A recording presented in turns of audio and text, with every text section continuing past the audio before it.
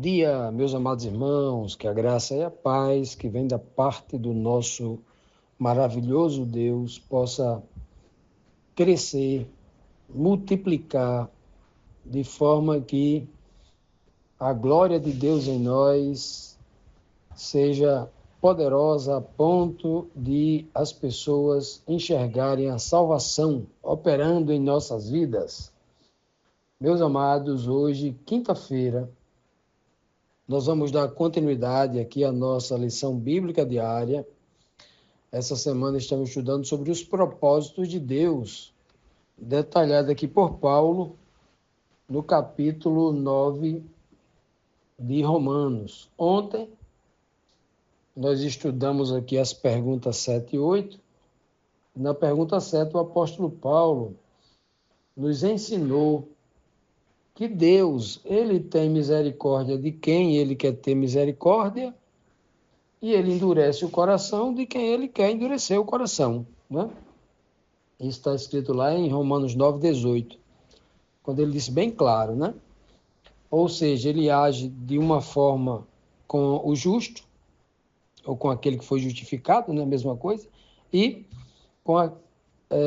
de outra forma com o ímpio que rejeita a sua graça, de forma justa, né? Porque cada um recebe o seu devido pagamento, né?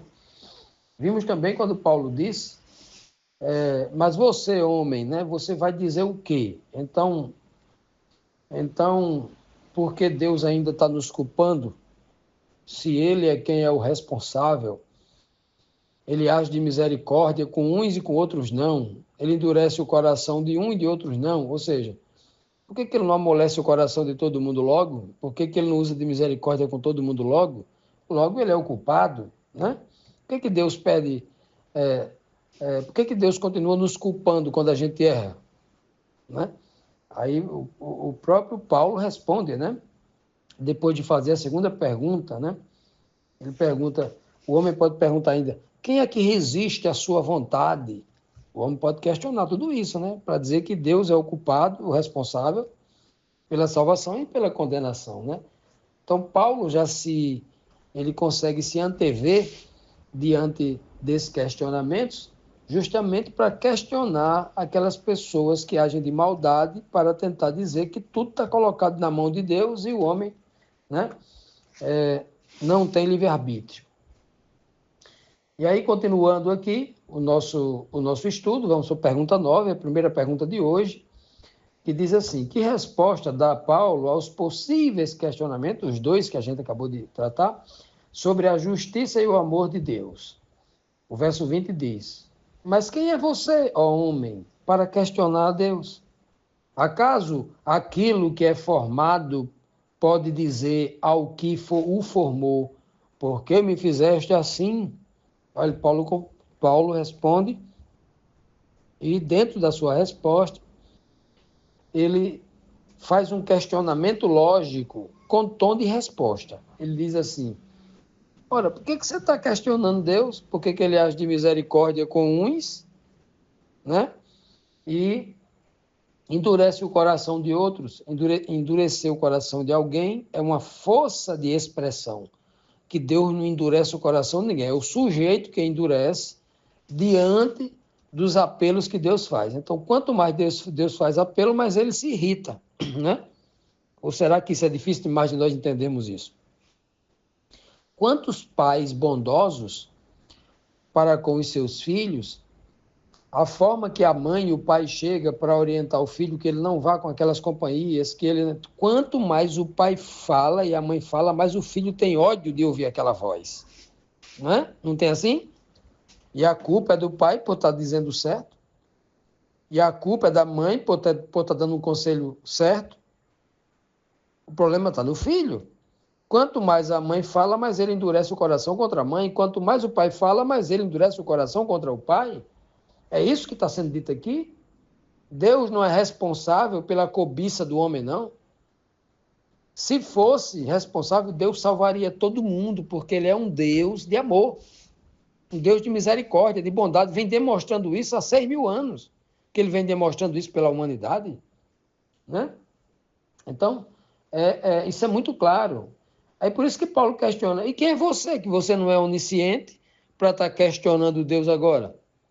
Então, é como se fosse assim, e qual é a moral que Deus tem para estar me impondo a culpa? Né? O homem pode questionar. Por que ele não perdoa logo todo mundo e resolve o problema da humanidade toda? Né? Tem pessoas insanas que questionam isso. Porque não entendeu antes o princípio da justiça, que aquele que é justo, ele não pode mudar as regras para agir com injustiça. Uma pessoa que faz isso é aquele que fala uma verdade agora e diz uma mentira depois. Aquele que altera, né, o bipolar, que hoje é uma coisa, amanhã é outra. Amanhã não, daqui a poucos minutos já muda. Deus não é assim, ele é perfeito. Então Deus tem toda a autoridade para agir de misericórdia com um, concedendo o perdão ou a salvação a uns, e agir julgando e condenando o outro por causa da sua maldade, do seu pecado, né? Que não foi confessado e porque não foi confessado não pode ser perdoado, porque não houve arrependimento, né? Então, esse Deus onisciente, ele pode fazer isso, só ele pode agir de misericórdia justa com aqueles que seguiram o rito. Qual é o rito? Se arrepender verdadeiramente, se converter, né? Porque se convertendo ele está disposto a não cometer mais aqueles erros que ele cometeu, a maldade que ele fez contra alguém, para não repetir o mesmo erro. Até os homens agem dessa forma para aplicar a justiça, né? Imagine Deus. E ele é justo, obviamente, também para dizer assim, não, aquele ali não tem jeito, o coração dele endureceu, e aí eu vou pregar cada vez mais a verdade para que ele se decida logo e a justiça fique clara na vida dele e de todo mundo que está assistindo, que ele não aceitou a salvação porque não quis. Ele endureceu o coração dele porque é contra a verdade, é contra a luz, é contra o bem, né? E é assim que o Senhor age desta forma, né? E Paulo questiona, quem é você para estar questionando Deus? Acaso, aí Paulo chama aqui uma questão absoluta aqui, né? Em relação à pessoa de Deus. Acaso uma criatura pode dizer ao Criador, por que você me fez assim? Por que você não me faz igual a você? Olha, já imaginou? Já imaginou uma cadeira de madeira questionando o marceneiro por que foi feito daquele jeito? Né? Questionando por que ela não pensa igual ele, por que ela não tem a mesma capacidade dele? Paulo está falando isso, né? É muito importante que nós entendamos essa linguagem que Paulo está dizendo, mostrando a superioridade de Deus, a capacidade que ele tem de não errar no julgamento, e nós, o tempo todo, incapazes de julgar, até os homens, imagine, né? Julgar a partir da posição de Deus. Continuando, meus amados, vamos aqui para a 10ª pergunta, a segunda pergunta de hoje, que nos traz aqui o seguinte questionamento. Que outro exemplo é dado aqui, exemplo prático, né, dado pelo apóstolo Paulo, sobre o poder soberano de Deus? Primeiro, ele deixa bem claro, né? Pode a criatura questionar o Criador, ou pode aquele que foi formado questionar aquele que o formou? Olha só, agora que outro exemplo Paulo vai dar? Romanos 9:21, ele diz assim: o oleiro não tem direito de fazer do mesmo barro um vaso para fins nobres e outro para uso desonroso? Olha só, que exemplo, né? Aqui Paulo, inspirado inclusive no texto lá de Jeremias, quando Jeremias cria lá uma alegoria, né? Uma alegoria, quando ele diz que Deus, ele compara Deus a um oleiro, o homem que trabalha com o barro, formando o barro, fazendo o vaso, né? E ele deixa bem claro lá que o oleiro, quando está fazendo o jarro com aquele barro mole, né? Ele vai moldando ali com as mãos, vai moldando ali o jarro, Aí, quando o jarro fica um pouco torto, ele só faz meter a mão ali, amassa aquele barro mole todinho e começa a refazer, né, moldando a forma que ele quer.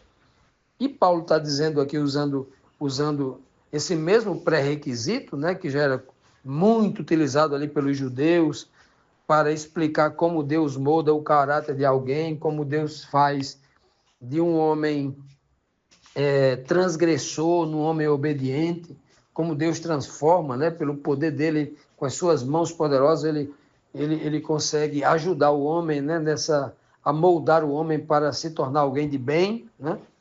Então isso era muito conhecido. Então Paulo usa para dizer assim, olha, o oleiro, o homem que trabalha fazendo os jarros de barro, ele não pode dizer assim, eu vou fazer um jarro aqui para eu colocar prata e ouro, pedras preciosas, pérolas, isso vai ficar na sala do tesouro do rei. Ou seja, ele está criando ali um vaso nobre, para uso nobre. Agora ele pode dizer assim, eu vou criar um vaso aqui, mais simplesinhos, que é para a gente colocar lixo, ou então colocar os seus próprios dejetos. Antigamente tinha muito isso, né? Você não podia sair de casa para ir ao banheiro à noite lá fora, você tinha vasos que você usava para colocar a urina, né? Seus próprios dejetos. Ali você era usado para isso, é um vaso, aí é o que ele está dizendo aqui, ó. Ele usa o termo desonroso, né? Mas aqui o termo pode ser usado também a algo de uso inferior e que o mundo acha que é um vaso ali sem valor nenhum, um vaso para fins não tão agradáveis, né? Um vaso nobre. É o que ele está dizendo. Deus tem esse poder. Por que ele tem esse poder? Porque ele é o oleiro, ele sabe fazer o barro, ele conhece tudo de barro. Agora eu pergunto, o que é que o barro conhece do oleiro? O barro pode questionar o julgamento do oleiro? Ou Paulo está querendo dizer assim, olha, Deus já escolheu você para ser barro, para ser um vaso de desonra, e escolheu outro. Paulo não está falando disso. Paulo está falando de o homem não ter autoridade de questionar os juízos de Deus, a forma como ele julga, porque o julgamento dele é perfeito, é preciso, ele não erra. Se alguém for condenado por ele, aquela pessoa mereceu aquilo, né? Mereceu aquilo de forma, ou seja, a pessoa fez o impossível.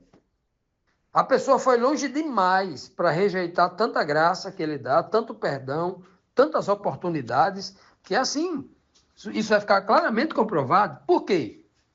Porque aqueles que serão perdoados, que serão justificados e serão salvos por Deus, essas pessoas também não eram dignas de receber o perdão, a misericórdia, porque eram pecadores, todos estão na mesma condição. Mas a diferença é que essas pessoas que vão receber o perdão porque se arrependeram e confessaram o seu pecado e se agarraram no poder de Deus para transformarem a sua vida, para aprenderem a praticar o bem, para reeducarem o seu caráter, para ser obedientes a Deus, essas pessoas aí, elas não merecem o perdão, não, porque ninguém merece. Mas Deus vai oferecer, porque dele ver, antes das pessoas tomarem essas decisões, ele já enxergou a índole daquela pessoa. A propensão, o desejo verdadeiro, né? Que a pessoa pegou o desejo e empregou dentro do desejo a força de vontade e se sacrificou, né? Até porque no Velho Testamento inteiro tem inúmeros princípios mostrando que tudo requer um sacrifício. Até o próprio Filho de Deus, o nosso Senhor Jesus Cristo, veio à Terra mostrar que há uma necessidade de sacrifício. Ora, e toda essa questão está sendo bem explorada aqui pelo apóstolo Paulo em relação a essa questão do sacrifício. Ele está deixando bem claro aqui o tempo todo que o velho homem tem que morrer. Esse é o sacrifício necessário a todos os homens que querem, obviamente, se arrepender, confessar o pecado, abandonar e mudar, porque o homem, quando muda, se converte, aquela velha criatura morreu. Morreu, sacrifício. Não tem como fugir disso, né? Então, o texto aqui do apóstolo Paulo é muito belo. Tem gente que usa esse texto aqui de forma, né, desonesta, né? Desonesta no sentido de uma desonestidade intelectual, no sentido de querer dizer assim, olha, Deus tirou o livre-arbítrio do homem, aqui quem escolhe é ele, né? E aí eles se esquecem que eles estão colocando Deus numa situação muito complicada, estão confundindo o caráter de Deus, estão comparando Deus a Satanás, porque eles estão dizendo assim, Deus é o único responsável por todas as pessoas que se perderem. Então ele, por maldade, ele tem a condição de salvar todo mundo, mas ele escolheu condenar aquelas pessoas. É isso que acontece quando as pessoas tiram o livre-arbítrio do homem, conforme está bem caracterizado nas Escrituras Sagradas. Mas tem uma linha de pensamento equivocada aí, de pessoas que se apegam à letra morta, desprezando todo o contexto, desprezando os princípios que já foram bem delineados sobre o caráter de Deus, como ele age, como ele julga todas as coisas com justiça.